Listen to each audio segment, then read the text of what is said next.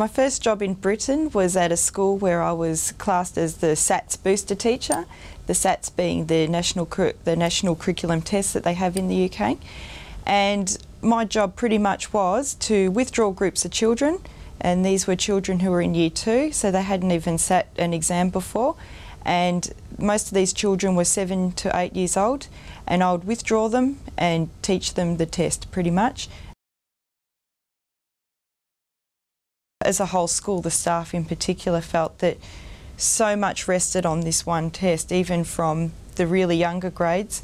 When I was teaching reception, which are 4-year-olds, and Year 1, which are 5-year-olds, part of my job was to predict what the SAT score was going to be for those children. So even though they didn't sit those exams until they were 7 or 8 years old, I had to give a prediction of where those children were going to come out when they were still 4 or 5 years old.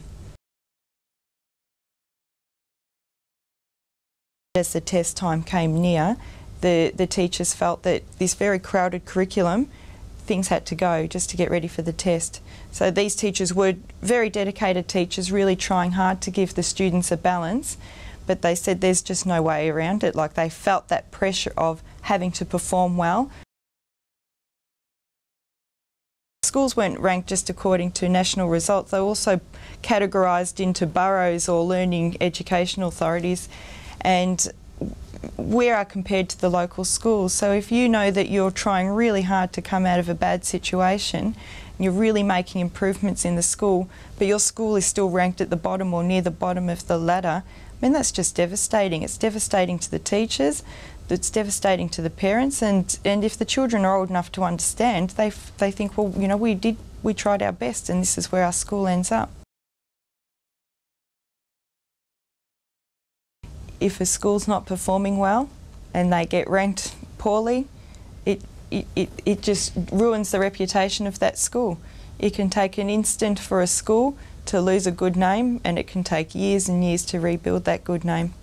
I've been in schools where there's over 80% overseas teachers, so if a school is performing badly, or if it's ranked quite low, or it has even a bad reputation for whatever reason, we have teachers who come in from overseas, teach there for a short amount of time and go travelling, or they teach there for a year or two and go back to their own countries. One school I worked at in particular, and it was in a very low socio-economic area, and sometimes I felt we just did what we could to get through the day, especially with so many children in the class. And I think to help a community like that, it wasn't effective to have them ranked 99 out of 100 on a league table. Money needed to be put into helping the community, helping the school to help the community, helping the parents support their children, having other programs in place to support the teachers and the children in the class. The league tables in Britain pretty much have turned the national tests not as a mark of measure of how the children are doing, they're just used as a way to measure schools against each other.